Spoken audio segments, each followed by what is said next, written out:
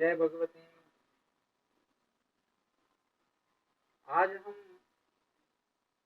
रक्षा कवच यंत्र के विषय में बात करेंगे। बहुत से लोगों को रक्षा कवच के विषय में कुछ भ्रमणाएं होती है। कुछ कुछ साधक या तांत्रिक लोग रक्षा कवच बना के देते हैं।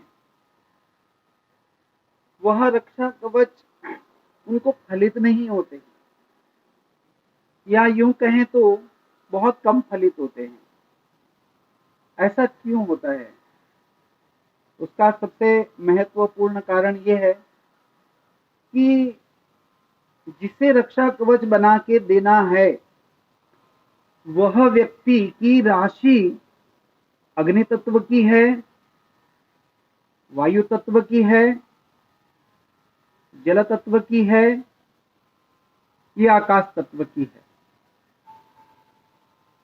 यदि कोई अग्नि तत्व का व्यक्ति है और उसे रक्षा कवच बना के देते समय उस यंत्र के अक्षर या उसकी संख्या जल तत्व की है, तब तो वह यंत्र काम भी नहीं करेगा, न उसकी रक्षा करेगा,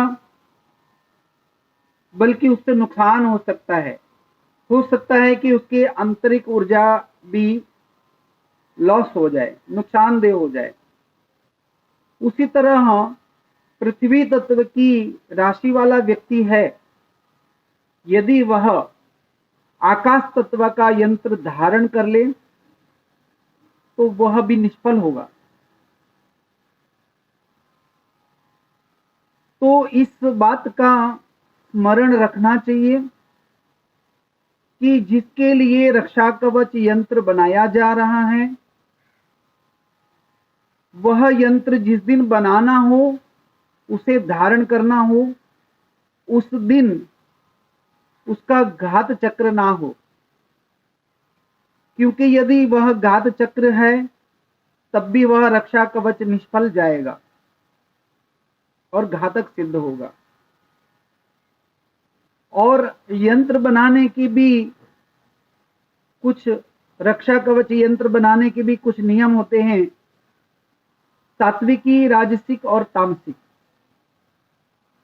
यदि जिसको रक्षा कवच बनाया के दिया जा रहा है वह व्यक्ति तामसिक भोजन, तामसिक आहार और तामसिक जीवन जी रहा है, जैसे कि डिफेंस, पुलिस इत्यादि जो क्षेत्र है वह तामसिक ही माने गए हैं, तो उन्हें सात्विक यंत्र नहीं देना चाहिए। क्योंकि सात्विक देवता मांसाहार इत्यादि नहीं करते हैं। यदि सात्विक व्यक्ति है उसे तामसिक देवताओं के यंत्र या रक्षा कवच बना के दिए तब भी वह गलत होगा, क्योंकि वह रक्षा कवच का जो देवता होता है उसको भोग देने वाली वस्तुएं सब तामसिक होंगी, जो एक सात्विक व्यक्ति नहीं दे पाएगा।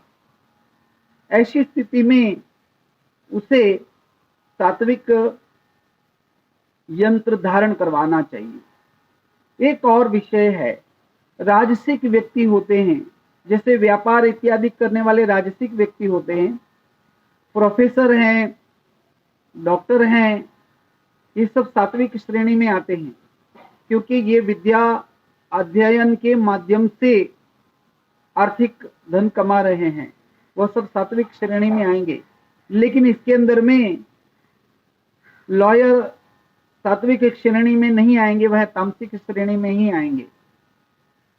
यह सब बात का विचार करके और रक्षा कवच यंत्र स्वर्ण पे बनाना है, चांदी पे बनाना है, ताम्र पे बनाना है या भोजपत्र पे बनाना है, यह विषय भी बहुत समझने लायक है।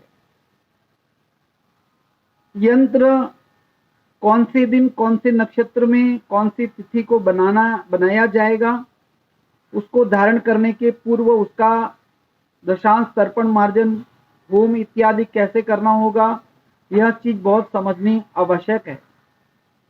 कभी कभी सिर्फ यंत्र बना देने से ही कार्य सिद्ध नहीं होते, यंत्र का जागृतिकरण करना होता है। और रक्षा कवच यंत्र बनाने के बाद उसको धारण करने के बाद कुछ नियम होते हैं। जैसे किसी की मृत्यु में या किसी के यहाँ जन्म हुआ है, 10 दिन तक उसके घर पे जाकर पानी नहीं पीना या किसी को स्पर्श नहीं करना। अगर जो ऐसी स्थिति बनती है तो यंत्र निकाल के अपने रक्षा कवच का यंत्र बनाकर अपने देवस्थान में रख दे, तो वह रक्षा कवच अशुद्ध नहीं होगा। और प्रत्येक व्यक्ति रात्रि में सोते समय वह रक्षा कवच का यंत्र है वह बाजू में निकाल के रख दे, सवेरे स्नान करने के बाद फिर धारण करे। वह रक्षा कवच यंत्र बनाने के समय में उसके बाद धारण करने के बाद यदि आप बाल कटवाने जा रहे हैं या नाखून कटवाने जा रहे हैं, तब वह यंत्र को निकाल के रखना चाहिए। क्योंकि शरीर का बाल और नाखून यह शरीर के अभिन्न अंग है, वह अंग को भी जब काटा जाएगा तो वह रक्षा कवच अशुद्ध होगा, उसकी क्षमता नष्ट होगी। तो ऐसी स्थिति के अंदर में आप सावधान रहें।